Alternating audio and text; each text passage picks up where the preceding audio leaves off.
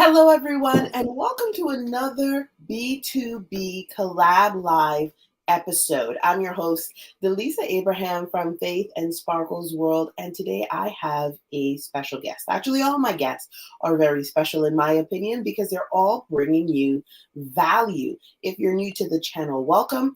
If you think that this episode, this show today has been valuable, has benefited you, share it. Share it with a friend that needs it. Save it. Save it for yourself for later.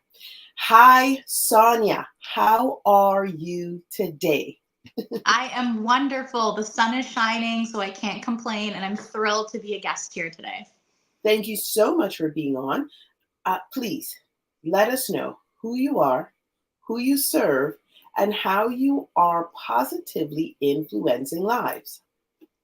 Thank you. Yes. So I have been in the nonprofit and public sector for about 10 years in my career. That's where I spent the majority of my career. I actually studied human resources management in university. I was really excited to dive into that world.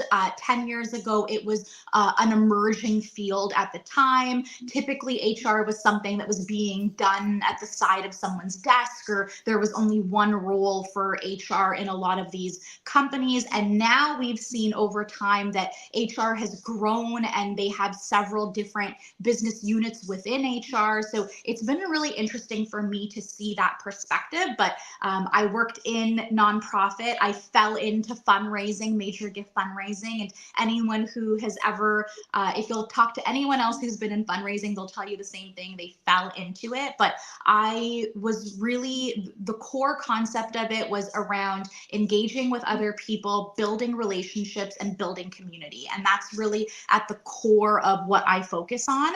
And even throughout my journey, I leveled up my career several times. Within 7 years, I was able to move from assistant to coordinator to project manager, program manager, and then into a director role. So with this leveling up, I was able to grow my own career, and naturally people on LinkedIn who I didn't know were reaching out to me for advice, and over time that was morphing into helping them with their cover letter, their resume, and they were seeing significant results with my support. So even as a director, I decided to launch my own coaching practice, Level Up with Sonia, and that's where I help early to mid-career professionals. And now I've been able to really grow that coaching practice and serve even more people. I went through my very first layoff in February, which is okay. It was tough at the time, but everything happens for a reason. And I was able to pivot my career, use that time to pivot my career and move into executive recruitment.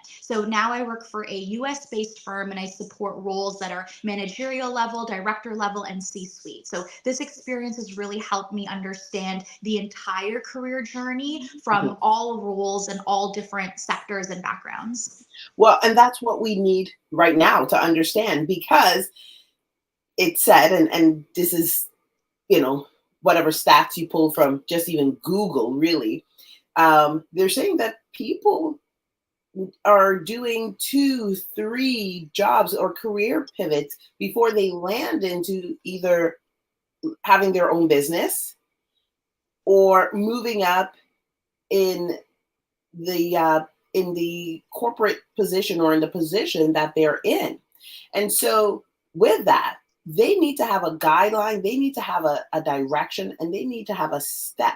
And I really like that you personally went through all these various phases and stages in your career. So the people that you're actually helping and supporting, and they're getting not only value, they're not getting knowledge only, they're getting your expertise, they're getting your experience, they're getting insights into how a director thinks, into how a president of a bigger corporation or a mid-sized corporation or a small business, how are they thinking? What do they need? And then you tap into HR because that's what you studied, that's what you know, this is your bread and butter, the foundation. Now you understand what HR is looking for. So if you are tuning in, and thank you all for tuning in and staying tuned in, this is for you, because this applies whether you own a business, if you work in corporate, and or even if you're hiring contractors, because you have to know who you're working with and feel confident. So staying on brand with HR, because and then we'll get to leveling up with Sonia. One of the topics of discussion that I pointed out, the key points, we're talking about data-driven decision making. I'm looking at my notes. So if I'm looking down, I'm not being rude to you, Sonia. No problem. The reason why I have that one, the data-driven decision making, is because now data is the new currency. And it's also easy for people to fake whatever data they want to fake, especially if they're good with the computer.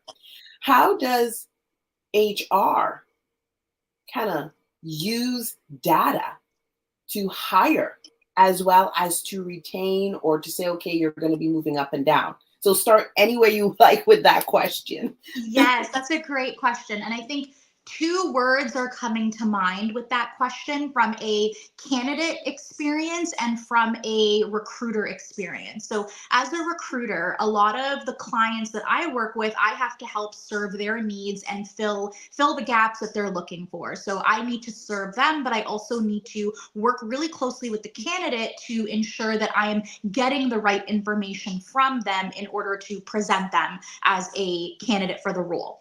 Now, the two words that come to mind are value and impact. So value is going to be, what value does this candidate bring to the table? What value can they provide to this role and moving forward as a part of this organization, of this company, as a contractor, etc. It's their value.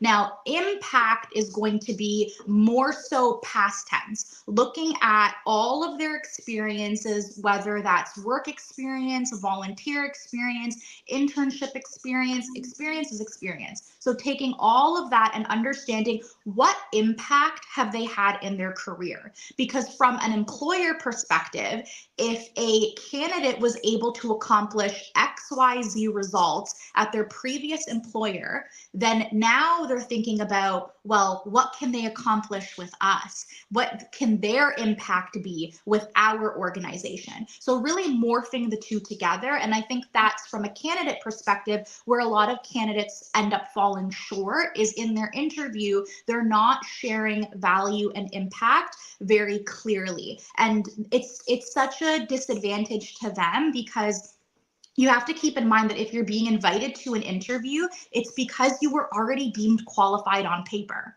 So there's a little bit more storytelling, a little bit more effort that needs to go into the interview prep to be able to show value and impact.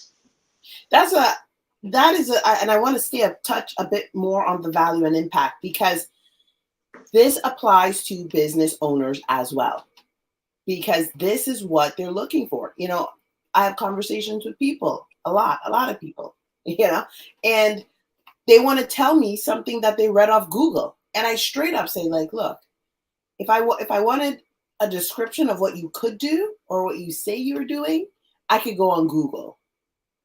Right. And so your point of saying value and impact makes sense. And this applies to contractors as well, right? If they're being invited in, if you're giving them an audience as an entrepreneur, you're inviting them in. You want to know, what proof can you show me? I don't necessarily need to see a numbers, like social media numbers or a thing. I need to know specifically, how did you level up with Sonia, right? How did you level up from the last client you were with, or how did you help level that client up, or in that company, how did you help that business get to that next level? And sometimes it could, what they're looking for as well is it the company culture that was shifted? Something as simple as that. But that's not simple. That's very hard work. Financially, were you part of a team? Were you on a project that financially increased, or networking, right? Did you help bring in new clients to the business? Even if it's one, that is impact, that is value, that is affecting the business, the organization as a whole, even if you are service-based and you're working with clients. Am I correct in what you've said there? Yes, Okay, yes, great. definitely. If anyone, for those of you tuning in, if you have a question, please ask Sonia. Do not think this is only for big corporate jobs or if you're looking to level up in your career. This is for anyone because you need to understand this. If you have a business, you have to hire people. So you need to make sure that when you're going through an interview process, you're in return expecting a particular ROI from that person. It may sound cold and harsh, but you're expecting an ROI. And that ROI is ultimately what's going to get your business to that next level or your brand more awareness or whatever it is. So ask a question. Sonia, back to data driven. So Yes. what tools are they looking at? Like what tools are being used right now to find the right candidate? So let's say I'm like, okay, I am in this company, whatever company it is, Yes. company XYZ, and I want to be a senior exec. I think I've done a great job. I think, my what do you call it? Assessments, because we all have the yearly assessments. I think my assessments have been good. I'm applying, but then they say no. What's missing here? So many things. Okay, we'll talk about tools, we'll talk about performance reviews, but I want to take a step back on what you talked about in terms of, KPIs from an organizational perspective, because they're the ones hiring candidates and looking for these really critical pieces. So keep in mind that if you are HR, if you are a hiring manager, oftentimes when you need to fill a vacancy, you already have this position description that's dated. You've had it for several years. The organization's had it for several years. It probably predates even when you started in the role. But I think it's really important that as a hiring manager, you take a step back and understand, yes, these are the critical components of a job, but really, what do I need to help fill this role to make it successful for the organization? So I, as the recruiter, will point blank ask the client, can you tell me your top 4 priorities in terms of skill set or what you need this candidate to accomplish within the first year? And I am so happy that I learned to ask really good questions and understand their needs, because I am always blown away that those needs often differ from the standardized position description. So I can give you a really good example there for a director level position. When I asked this question to a client, they said, you know what, this team has gone through a lot in a short period of time. What we actually really need is a strong people leader, someone who has led teams in the past. Was that clearly defined in the position description? No, it was kind of buried in there, but the emphasis wasn't on that. So it's a matter of breaking up the position description, understanding your top 3, your top 4 key components of that role and reshifting it. I think that's another tip that I can give to employers and hiring managers is make sure that your position description is only focused on 3 to 4 max impact areas that this person will be working on in their day-to-day. So sometimes it's around, like I mentioned, team leadership might be the focus. Sometimes they have a strong team, but they're looking for a leader that can build high-performing teams. So that could be another aspect. So it could be about culture. It could be about a specific business unit problem that needs to be solved. So think through that pieces beyond what the standard position description is telling you to hire for.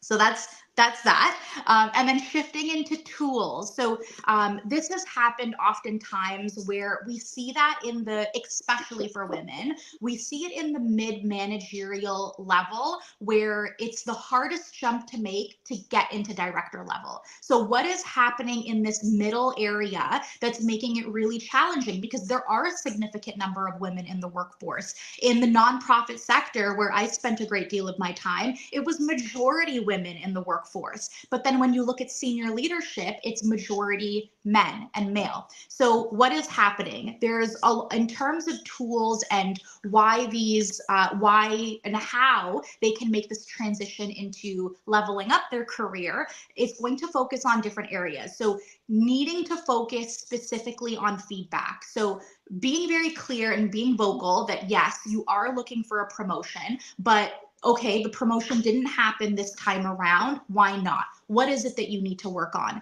Feedback is a gift. Not every manager knows how to provide feedback. So that goes back to the art of asking really good questions. Sometimes I've worked with a wide range of individuals in my career that don't often speak the business language, the business acumen that we use typically in our day-to-day. So sometimes it's a matter of asking the same question 2 or 3 times in a different way to make sure that you're getting the answer out of it. I think at that level, at that mid-manager level, when you're trying to make that jump, the need to build your group of advocates and champions and people that are really going to give you the critical, honest, truthful feedback on how you can improve and in a tangible way is going to be really important. And that's not just going to come from your mentor, that's going to come from a wide range of people. So keep getting out there and building that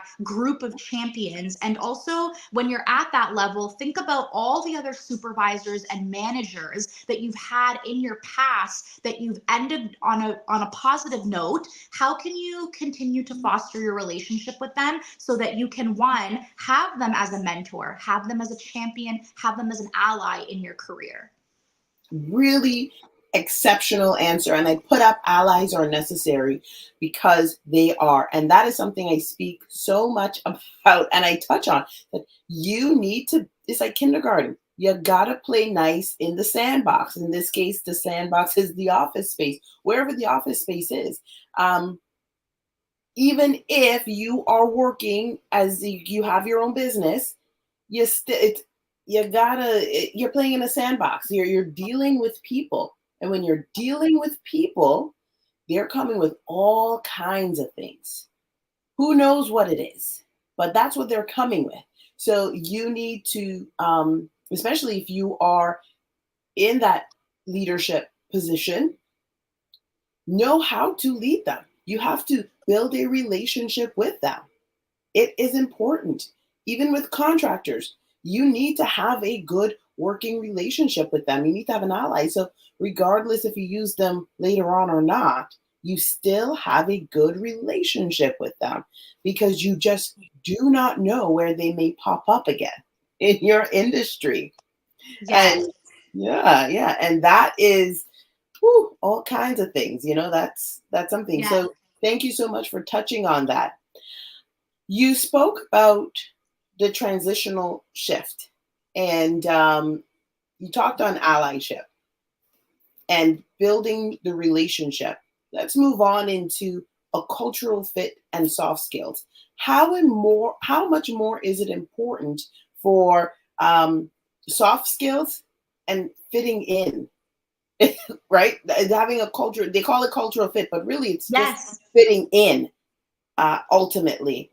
How important is that? Please share and Yes, definitely. I think what's interesting is I went to a conference back in March. It was around learning and development in the HR space, but what really took over this conference was AI. And, that could be its own topic on its own. But what I will address with AI is, yes, there's a lot of fear around, can AI take over certain jobs and whatnot? And we're seeing certain components of jobs being supported by AI, but not entirely full jobs in particular. So that's where, yes, it is now starting to transition more into a cultural fit because AI can work on so many different things and can automate so many different parts of our jobs. But what HR doesn't fit into is culture. They don't have a personality. They aren't the ones front facing. If you're dealing with clients, if you're dealing with any groups of people, of communities, etc.,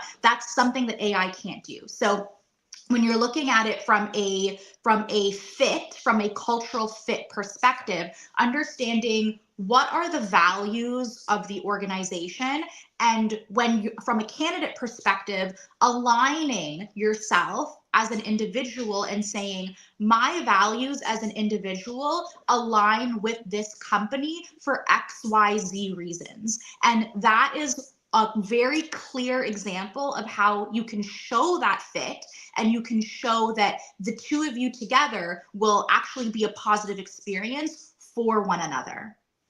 So that means whatever position anyone is coming into,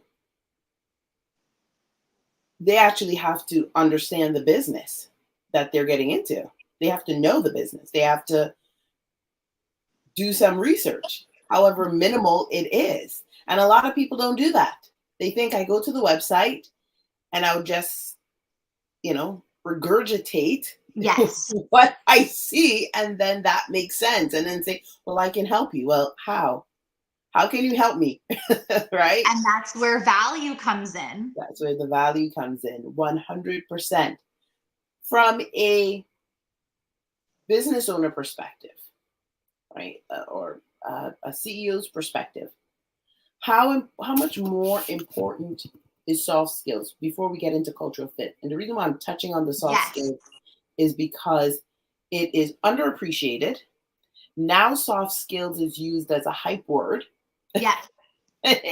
Sadly, they're using it as a hype word, but many people do not understand what that means. What does it mean to hire someone or even as a candidate coming in with soft skills?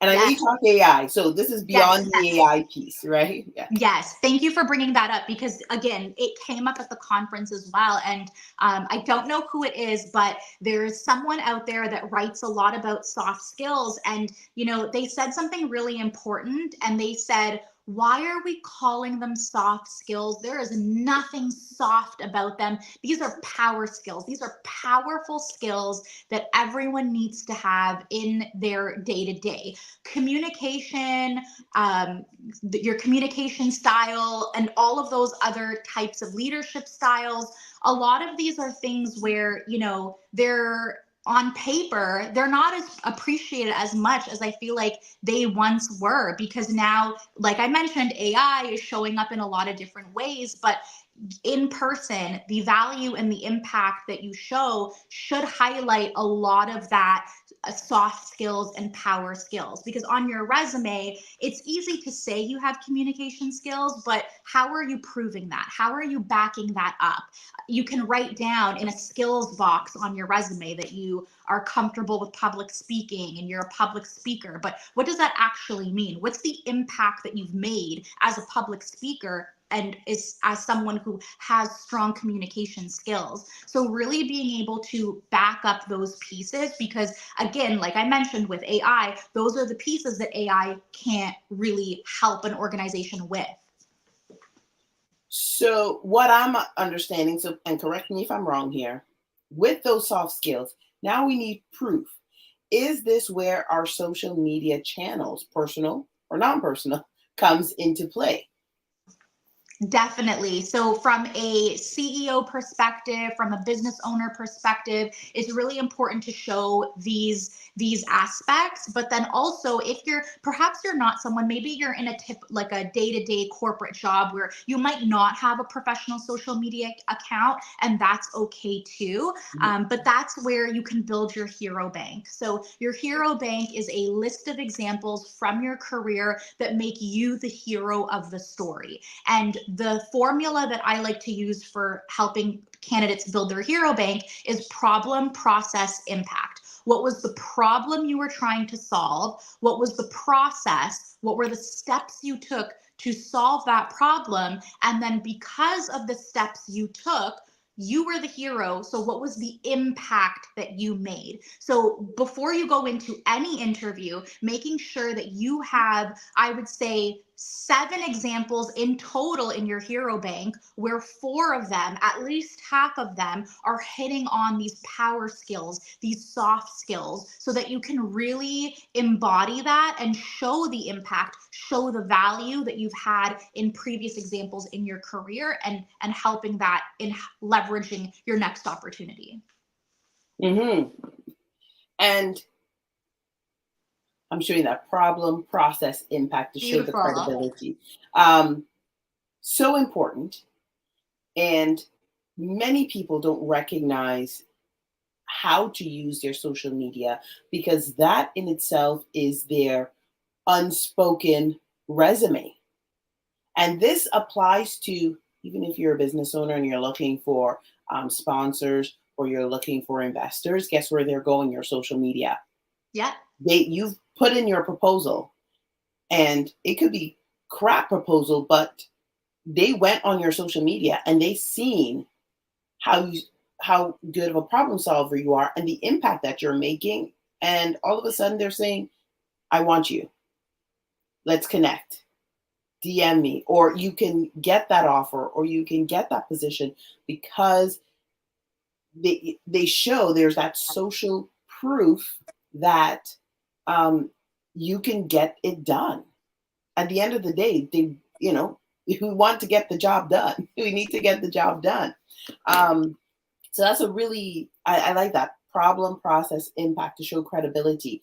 And that really builds upon the value and the impact, or the value and the influence, that when they ask you how you can transform this business, how is, when they say, why can't I hire you? Problem, process, impact, right? Yes, yes. And problem, process, impact is a really good solution to anyone who might struggle with situational interview questions or behavioral interview questions. I know that can really trip up a lot of people. They start to panic, they start to sweat a little bit. So that's why I say really going into your interview with at least 7 of these examples from your career, because you are showing up as being credible and you're not making things up out of thin air. You're coming with the proof in the pudding. Mm-hmm. And then that other piece of cultural fit. What is cultural fit? Cultural fit. Why is it important? Before we get into the real questions. Yes, cultural fit, I would say from a few different perspectives. Cultural fit is how much are you embodying the mission, vision, values of the organization? How much are you living that in your day to day? That's one. But then from a team perspective, understanding that every team operates differently. So your personality, is that going to work really well with the team? Do you come with a little bit more of a laid back spirit, but this is a high performing team that follows a lot of systems and follows a lot of deadlines? Maybe that's not the right fit for that individual candidate. Are they more of a visionary? Are they more of a doer? So I think cultural fit can come from both a organization perspective, but also a team perspective, and understanding, is this also going to be a right fit for that person? Because just as much as we want to set up the candidate for success, and we also want to ensure that the organization is making the right choice in their hire as well.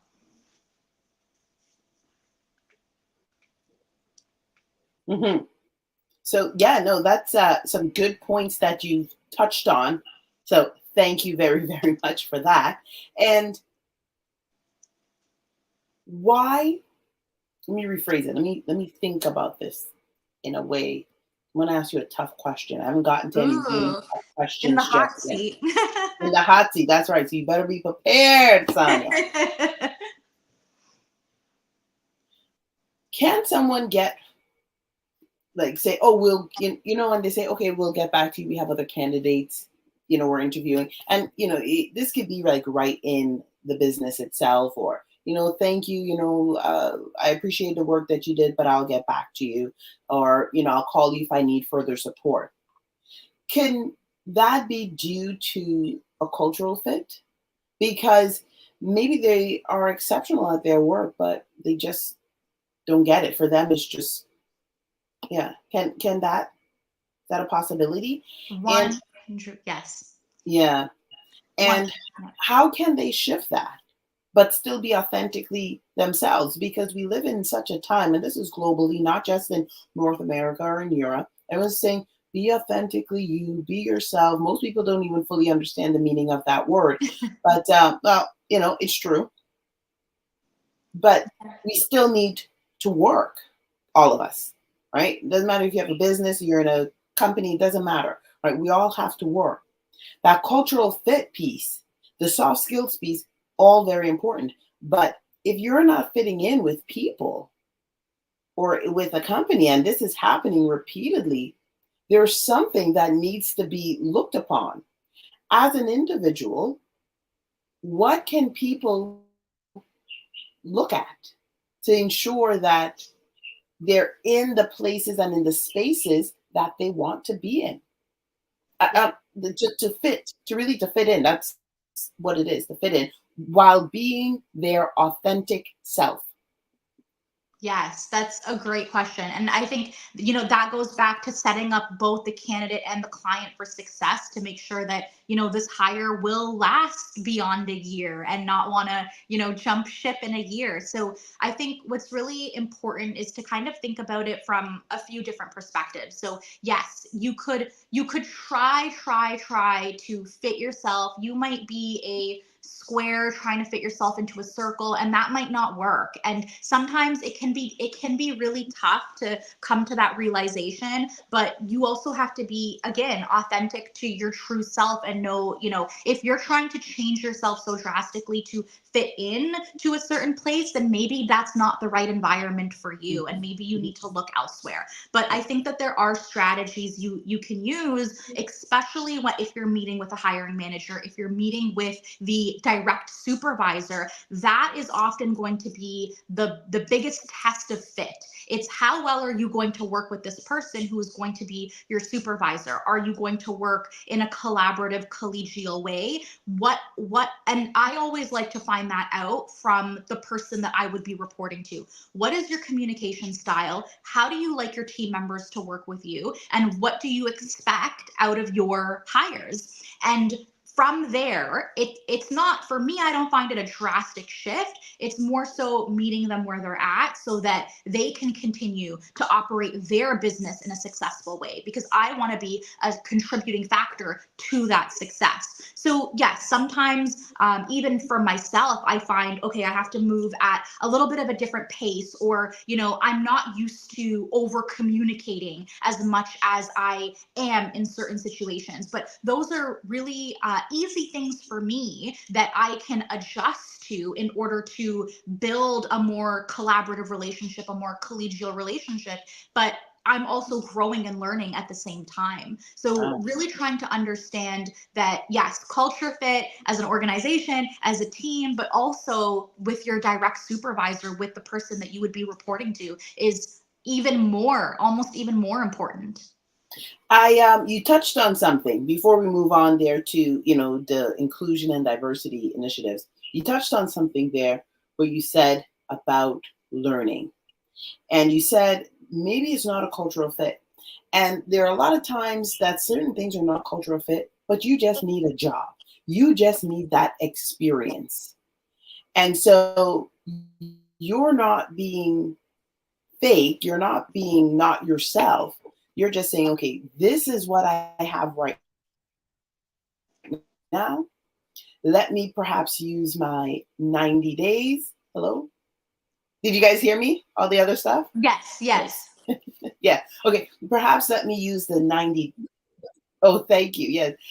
Perhaps let me use that 90 days because, and take it, not really, I'm using the word take advantage because it kind of is, but get the value of the organization, because most organizations, small or large, they have certain SOPs, they have certain guidelines, and they are going to train you. They have to train you, regardless if you're coming into the job and you know what you're doing. They still have to train you. That's a benefit to you.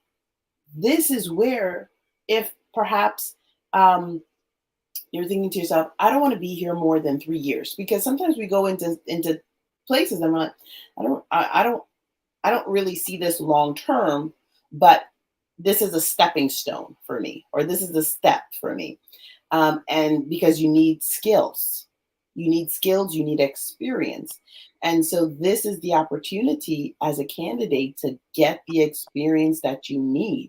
You're still being authentically you.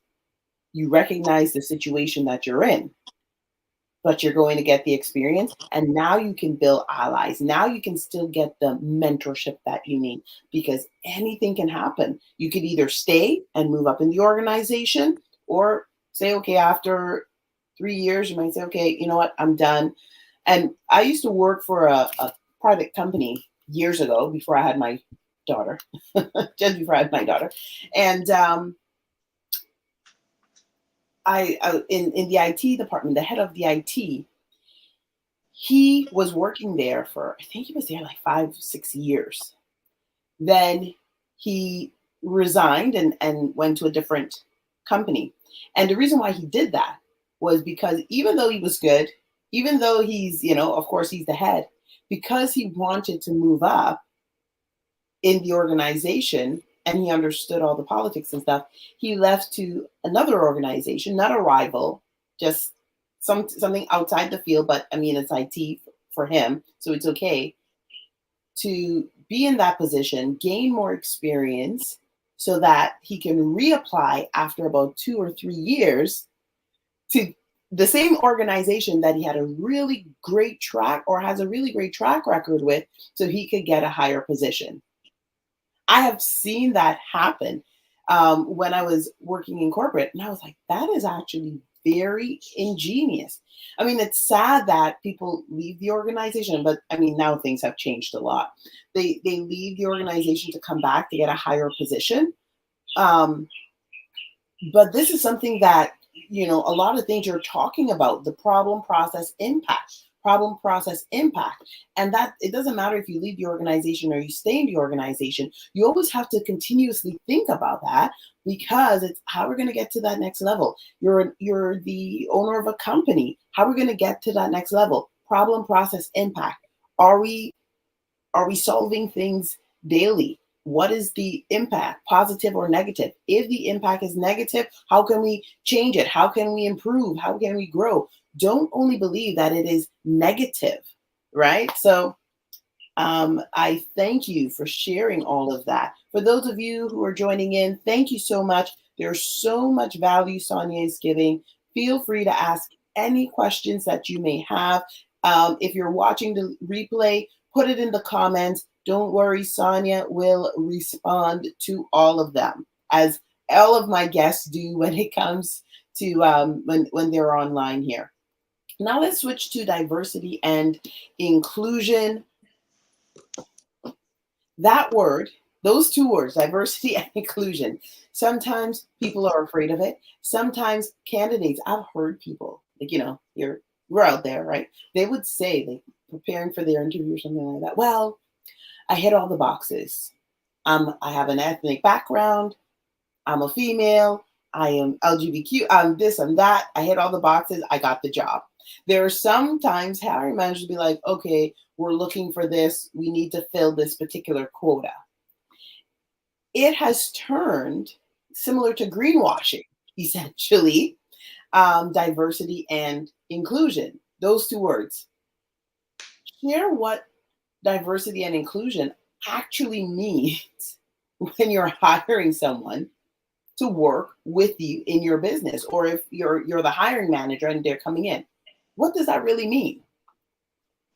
Yeah, I think from a HR perspective, it can mean so many different things. And I think about it in twofold. One, diversity, equity, inclusion from an individual perspective. I see it as, there was another organization that I was consulting for, and there, instead of diversity, equity, inclusion, they used that, but they added belonging within in their context as well. So how can they assure that everyone feels like they belong in this midst and belong with the culture? So that's one. But diversity, equity, inclusion, I think from a candidate perspective, and from a recruitment perspective, it's ensuring that our teams are diverse and people are feeling included as well.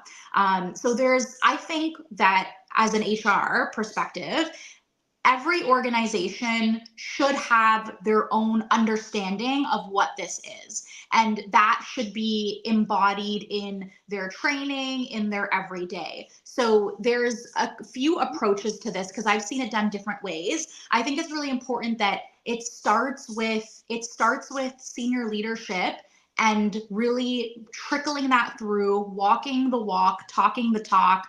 I'm someone who I'm biased.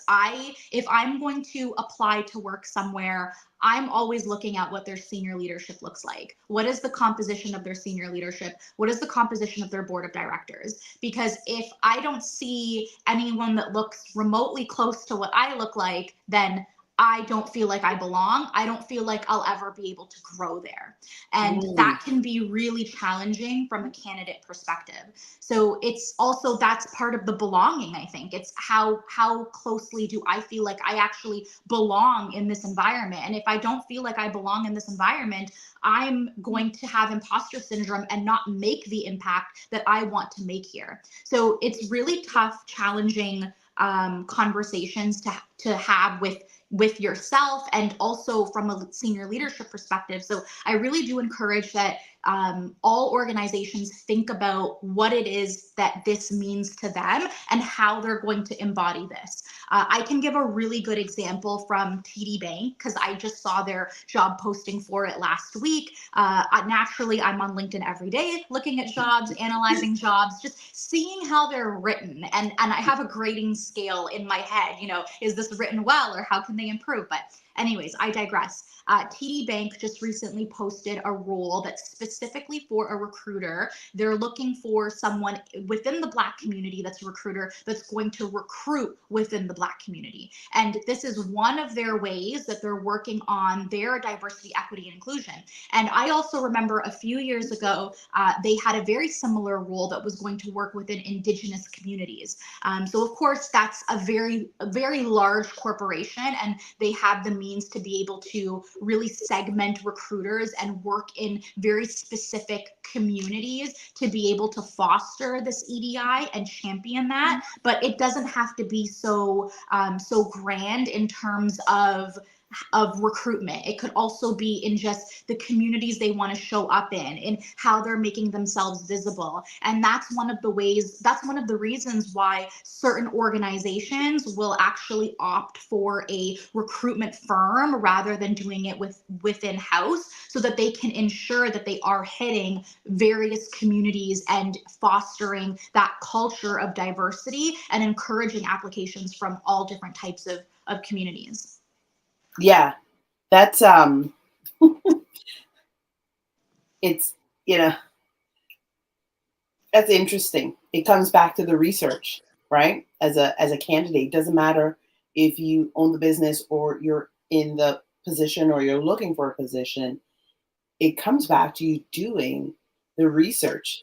The days of picking up the phone and calling the CEO and telling them that I have this really great idea, it doesn't work anymore. Right? From the 80s and 90s, it was, we were still knocking on doors, even in the early 2000s. You can show up. Hey, how you doing? This is who I am. Now, in terms of the diversity and the inclusion piece, it's so much in the forefront. And that means also, as you were mentioning, the belonging piece. I think it's essential for people to look at who is on the board if it's a bigger organization, because not all places have boards, or who are their senior executives? Who is the senior leadership? Is it mostly masculine? Is it mostly feminine? Is it one particular ethnic group? And if it is, that's fine, right? It's just, that's perhaps how it is. But why am I going there? What value are they expecting from me? Or am I just, quote unquote, a token? Am I a souvenir? Just so that my face is there to say that I'm there. And that's the harsh reality that so many people have to face. But now people have gotten smarter in terms of how they're positioning it, and saying, okay, who are they allowing in that senior leadership team? It's structured. Yes, there's going to be biases. We are all human, so of course there are going to be biases that are involved. But at the same time, when you're going through all of these different formats, the value, the influence, your problem, process, impact, credibility, recognizing, do I belong here? Is this the place I want to be? These are tough questions that you have to work on yourself. So now what I've learned from this conversation with you is really I direct the steps. I'm leading the conversation when I'm going into an interview because it comes down to me. Now, I'm not saying that it will all be aligned and everything is great. And we all know when we go for an interview or we're having this conversation to partner with someone, if it's going to work, if it's going to be beneficial, if it's for us. But if you are a candidate looking for a position or you're looking for clients, you have to look within. What am I looking for? What is the impact? What is the value? And that not only am I bringing, but what are they bringing? So we're partnering together, we're working together, we're communicating together. And then saying, you have to know, or I will have to know, or anyone else will have to know, is this the place that I belong? Where my value, my impact, my influence will make a difference, can make a difference. So yeah, that's been really good. When you shared about the TD Bank position, I thought that really good. So thank you for sharing that. But I had a conversation a few weeks ago with a young man who is in charge of a company. He's in charge of the, is it IT? I think it's IT or marketing. I can't remember what position it was in. And he said that, and he's kind of old school. He's young, but his mentors were old school. So we were talking, and then I said to him, so, what kind of impact, what kind of influence you're going to have? And he was like, oh, I'm just going to be quiet for the first 60 days. And I go, good for you. That's really good. And because most people want to come in and jump in and change. Exactly. Yeah. Same. He's like, no, I'm just going to be quiet. I'm going to listen. And I think it's Chanel that does this. The fashion house, Chanel does this. Anyone in their senior leadership team that comes in, they cannot speak for 90 days when it comes to these meetings. I think it's Chanel. I don't know if Chanel or Dior or whatever. Maybe things has changed. This was a few years ago. They're not allowed to come in to be change. You need to figure out, is this the right fit? You need to figure out your job. You need to figure out, am I playing nicely with others that's there?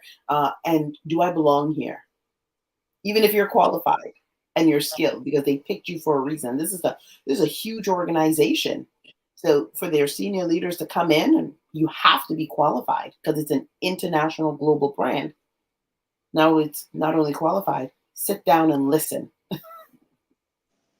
And really embodying the culture and understanding if it's the right fit, exactly as you said. Yeah, yeah. Well, thank you so much. I wasn't expecting us to go this long, but I'm glad that we did. For all of you guys who were tuned in across the various platforms, thank you so very much. I hope you learned something. Ask any questions. Sonia will answer it. She will respond. Sonia, parting words for that employee-employer relationship when they're working together, right? Collaborating together. What are your final thoughts? Yeah, I think, well, from a collaborative perspective, understanding, meeting each other where they're at and making really difficult decisions. Like I've had to do it myself a few times in my career, walking away when it's not the right opportunity, if it's not the right fit for my growth, if it's not the right fit in terms of where I'm trying to go in my career, and whether this isn't the right fit for the organization either, because I have goals that I want to pursue, and I want to make sure that I'm able to provide impact and share my value at a place where I'm going to be appreciated and where I can show up as my true authentic self. So making sure that it's the right decision for both of you. And if you do have to walk away from a situation, it's an experience, it's a lesson learned, it's not a failure. And that's something that I had to learn. It's not a failure. And if there's any candidates that's watching this and you're going through a layoff, I thought it was so ironic that for 2 years I was coaching a ton of people in the job market who were going through a layoff, and then all of a sudden I was hit with my own layoff. So I understand what you're going through and the turbulence of what you're experiencing, but I really encourage you to take a little bit of that time away from that employment and understand what your needs are. What do you need to be successful? Write it out like a vision board. Write out what are the types of things you want to be doing, the people you want to be working with, the types of work you want to be doing, the culture, the environment, and really go and pursue that and find what is meaningful for you. Awesome. And where can people find you to follow along with you, to get continued insights and or to get support, right? Maybe they want your service. Maybe they need help with uh, beefing up their resume. I know I haven't done a resume in years. So I personally need to get one done. But yeah, where can we find you to follow along, to get tips, and perhaps be part of your community? Yes, thank you. You can follow along on Instagram or TikTok, Level Up with Sonia. If you're a candidate, I have over 400 videos on TikTok that are quick tips and easy formats for interview prep, resume, LinkedIn, all of that. I do provide career coaching as well. And then I'm also on LinkedIn in addition to that. And from a client perspective, if you are an organization and you're looking for HR services, recruitment, board consultation, board training, I'm happy to support with those as well. Wow, you are just a wealth of wisdom, experience, knowledge, and support, because the support piece is very important. Don't forget to reach out to Sonia for if you have any questions. If you have a business and you're thinking to yourself, this doesn't apply to me. Yes, it does. Why? Because you have to hire people. That's what it comes down to. There's nothing wrong with going on her channel, following along. If you're on the TikTok, the LinkedIn, the IG, those are the 3 main channels that she's on. The X, I think she's on X.